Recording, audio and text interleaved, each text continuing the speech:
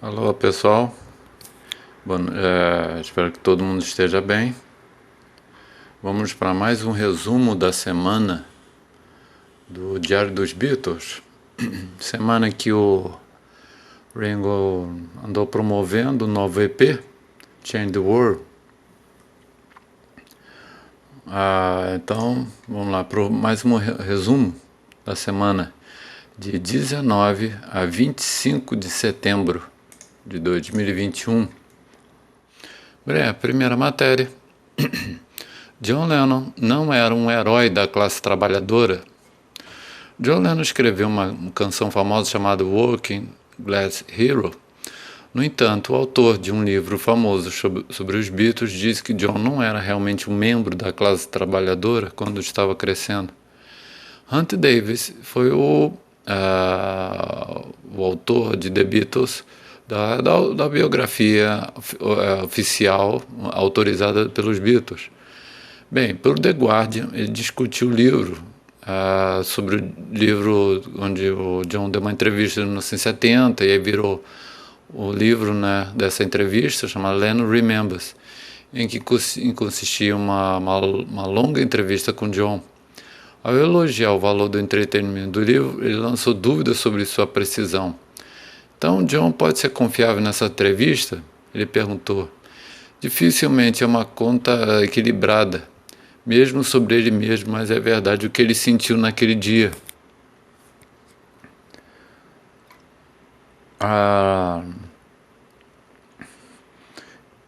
Em Lennon Remembers, John discute longamente sua canção Working Class Hero e David descarta a noção de que John jamais fez parte da classe trabalhadora.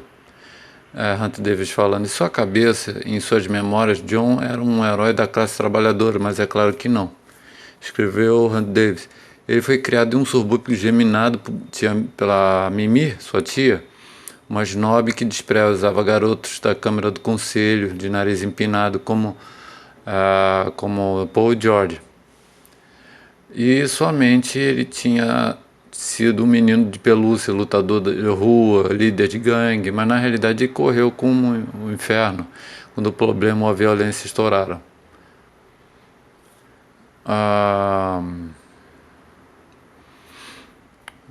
Os comentários antes dele também deram, através da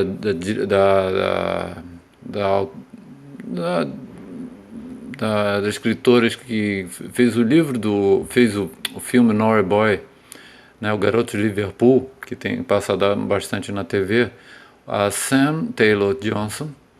Ela falou sobre essa época, um equívoco comum sobre ele.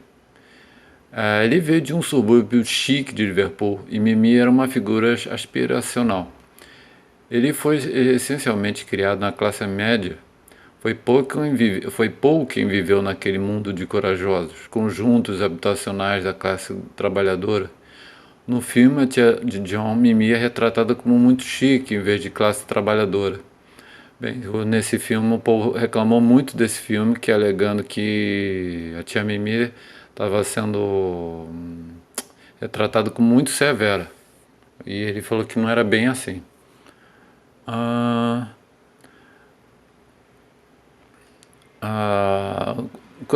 Curiosamente, o John disse que as pessoas não entenderam a música. Ele disse que era para ser sarcástico. Isso o separa de outras canções políticas, como Imagine, Power to the People e Happy Christmas, que não contém nenhum sarcasmo ou ironia. Talvez o tom sombrio e sério e a instrumentação de Working Class Hero. Em várias entrevistas, né, botei um comentário lá, em várias entrevistas, Paul disse também que John não era da classe trabalhadora. Bem, agora uma outra matéria. Isso aí mostra a continuação da outra, anterior, porque aí mostra como é que é a relação desse escritor, esse biógrafo, né, que escreveu o único livro, né, a única biografia dos Beatles autorizada pelos Beatles. A relação entre o John e o Rockefeller não era nada boa, né? John Lennon criticou a biografia autorizada sobre os Beatles. Apenas um livro sobre os Beatles foi publicado durante seu tempo juntos. No entanto, John Lennon fez algumas críticas ao livro. John deu uma entrevista famosa ao da Rolling Stones, que mais tarde Werner publicou como um livro chamado Lennon Remembers. Aqui fica uma outra parte, eu já escutei muita gente falando, esse livro não é uma fonte e tal, porque o John ali... Seja como for, o John deu uma entrevista e foi perguntado a ele no dia. Ele respondeu. Se agora ele vem falar, não é muito, não é uma fonte e tal, não. Ele falou que vinha na cabeça. Ponto. Se com o tempo o John, claro, ele mudou de ideia, muitas coisas ele já não concordava com essa época, porque era uma época onde tinha terminado os Beatles, então ele ainda estava de cabeça quente, ele estava muito chateado, então ele cuspiu em muita gente, entende? Então é o John falando, ponto. É o que ele achava naquele período. Então é uma fonte verdadeira, é dele, é o que ele pensava naquela época, ponto. Com o tempo, claro que ele mudava. John disse que o livro, né, o livro, a biografia autorizada dos Beatles não era absolutamente verdadeiro. Ele disse que não mencionou as orgias dos Beatles porque os membros da banda não queriam ferir os sentimentos de suas esposas. Além disso, ele disse que teria preferido um livro que fosse real. Para o The Guardian, o Hunter David escreveu sobre a resposta de John. John deu uma olhada no meu livro sobre os Beatles, a única biografia autorizada, disse ele. Quando foi lançado em 1968, foi visto como brutalmente honesto. Difícil de acreditar agora, mas na época as biografias de heróis populares não revelavam verrugas. A palavra fuck, quer dizer, foda, né, foda-se, né? Foi usada e tomar LSD admitido, ousado, hein? Ele discutiu as preocupações de John sobre o livro. Não entrei em detalhes sexuais sobre os grupos, que todo mundo que seguiu o pop sabia de qualquer maneira, porque todos os quatro eram casados ou noivos, mas gostei de pensar que o livro continha mentiras, não continha mentiras. Por isso, fiquei muito chateado quando John, conversando com Werner, disse que meu livro era besteira, como se eu tivesse pintado de branco toda a história. Liguei para o John em Nova York alguns meses depois da entrevista e falei para ele, seu idiota podre. Ele se desculpou, você me conhece, Han. Eu apenas digo qualquer coisa. Essa foi a última conversa que eu tive com ele. É aquilo que eu falei. John estava extremamente chateado. Essa entrevista foi feita numa época onde tinha se separado, ele estava, os Beatles tinham se separado, ele estava chateado. Ele cuspiu mesmo em várias pessoas. Até o George Martin ficou puto com essa entrevista. John era abertamente crítico do livro.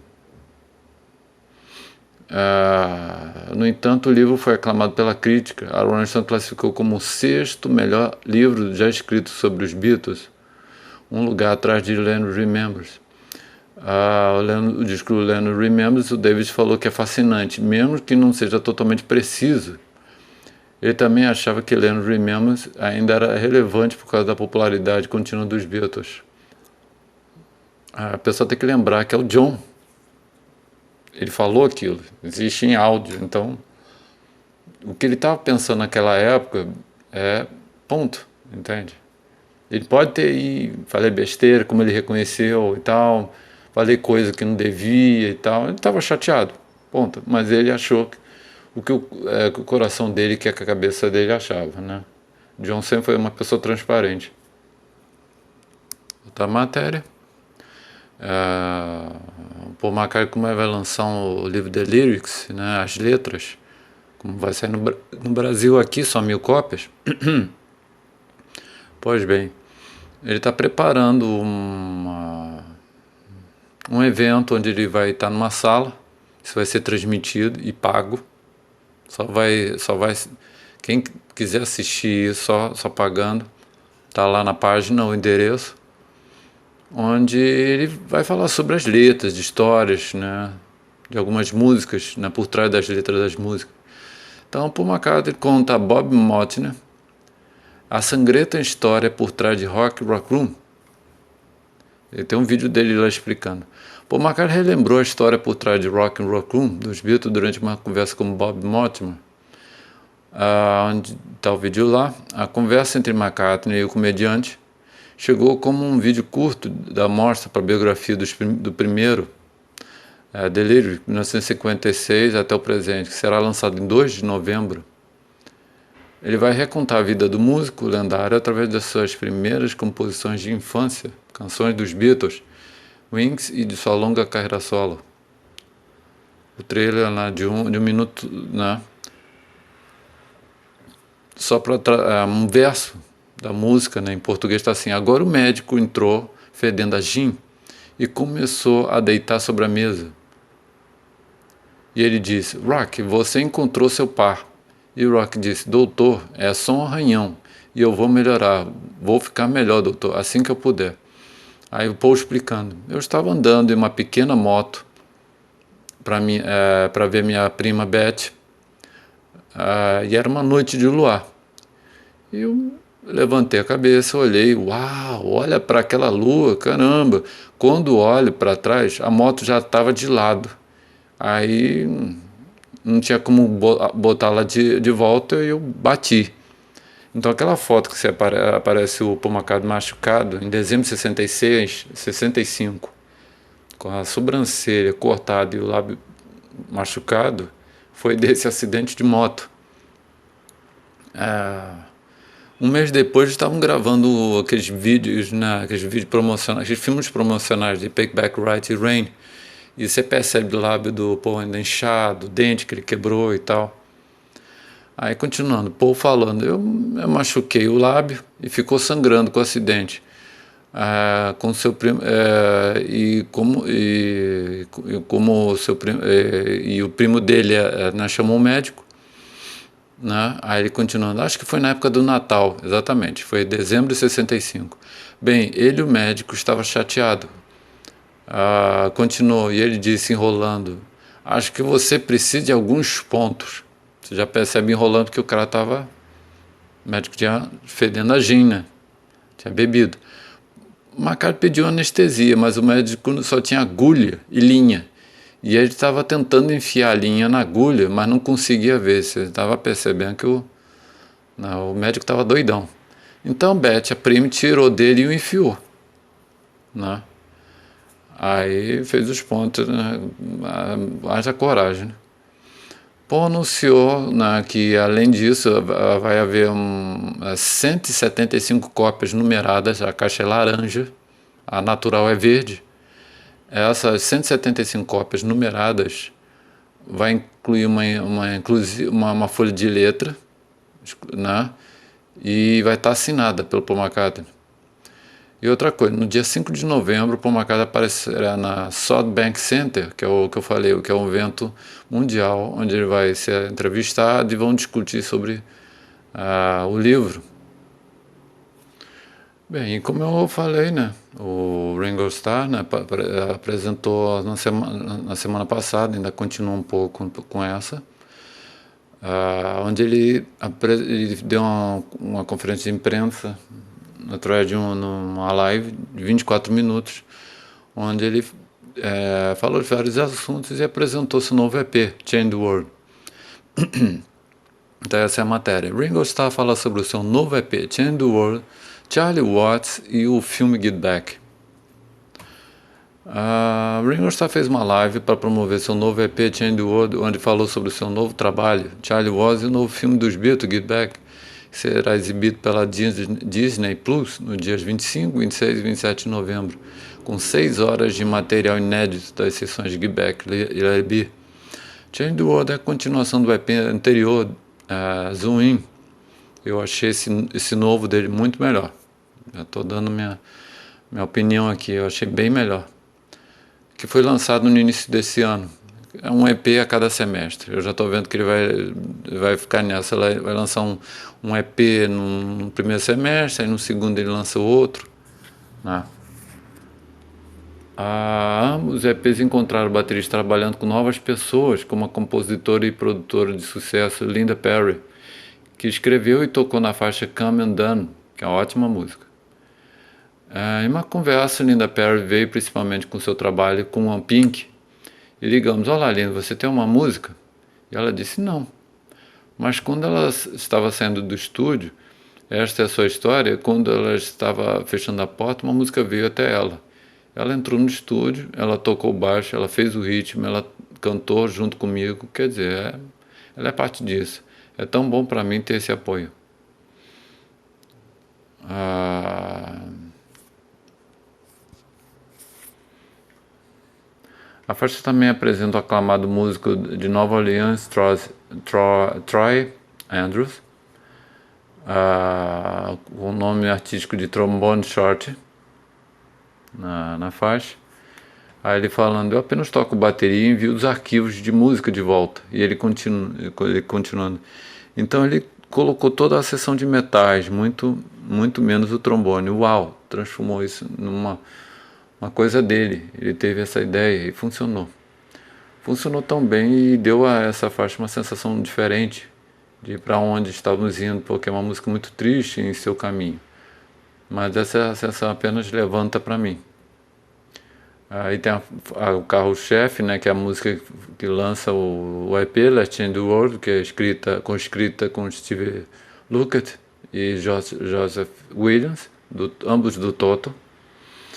O EP tem também a regravação da Rock Around the Clock, música famosa, clássica do Bill Haley e seus cometas, né? E a razão dele gravar essa música surgiu quando ele estava pensando em sua juventude, principalmente no momento em que ele viu o filme Rock Around the Clock, em 1956, com Bill Haley, em um teatro local contra os cinéfilos. Estava sentado lá, estive anteriormente no hospital, não sei muito sobre o que estava acontecendo ultimamente, se eles destruíram o cinema ou não. Quero dizer, eles apenas jogaram as cadeiras e eles arrancaram e eu disse: uau, isso é ótimo. Pô. E aquele momento estava escrito na minha cabeça. Lembro daquele momento como se fosse ontem. De qualquer forma eu disse: bem, eu tenho que fazer Rock Around the Clock. Aí eu chamei John Walsh. Ele arrasou na música. A cover que ele toca na música é realmente boa. E tem uma outra lá que é um reggae, né? Como sempre, tá sempre gravando reggae. Né? Aí ele falou sobre o Charlie Watts. Charlie era um cara ótimo. Ele tinha uma banda mais difícil do que eu para manter junta. O Ringo rindo. Nós nos barramos na King Road e nós encontrávamos em um jantar ou show. Eu e o Charlie saímos juntos, não é como se vivêssemos juntos, nós morávamos perto um do outro em Londres.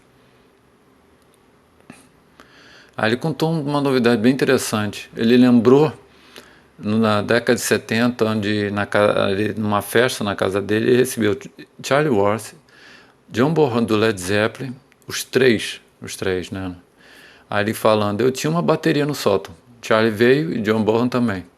Então tínhamos 3 bateristas simplesmente curtindo e Bonham entrou no kit. Não é como no palco, onde você prega a bateria no chão para que fique firme. Enquanto ele tocava, que o John Bonham tem pegada forte, né? O bumbo pulava para longe dele. Então tinha Charlie Watts e Ringo segurando o bumbo para ele enquanto ele tocava. Sentiríamos saudade de Charlie. Ele era um homem quieto e um ser humano maravilhoso. Né? Continuando, ele fala sobre o filme Get Back. Né? Ele falou um troço bem interessante. Ainda estamos preparando. Ficou realmente a dúvida no ar. Que ele quer dizer se ainda estamos preparando. Peter ainda está fazendo isso. Ele está trancado na Nova Zelândia por causa da pandemia. Agora o documentário está um pouco mais longo agora. É ótimo. Peter Jackson é o nosso herói. Ele fez um ótimo trabalho. Eu amo isso. Mas eu estou nele e, é claro, são 6 horas e nunca é o suficiente. Peter assumiu o controle e nós agradecemos do fundo do coração. Agora é uma obra-prima de 6 horas.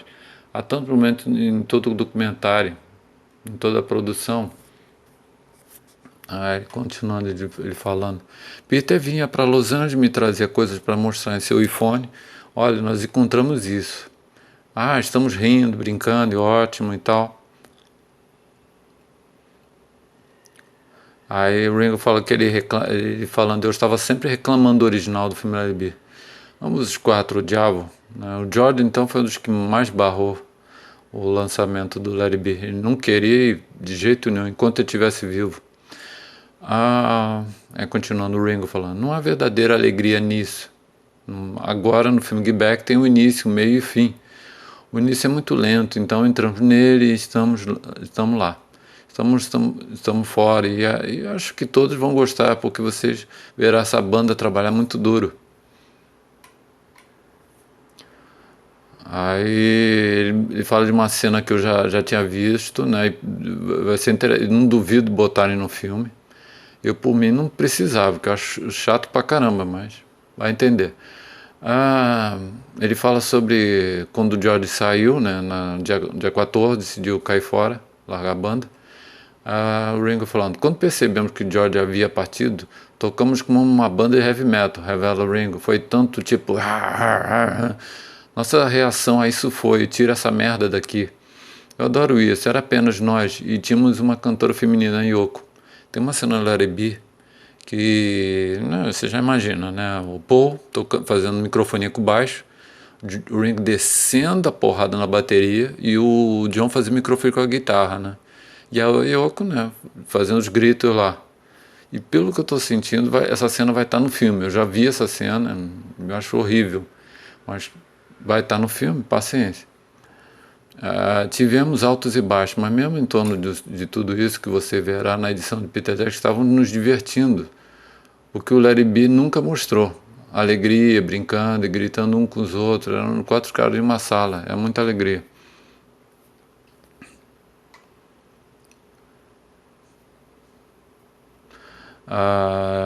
Tem uma boa parte, né, ele falando.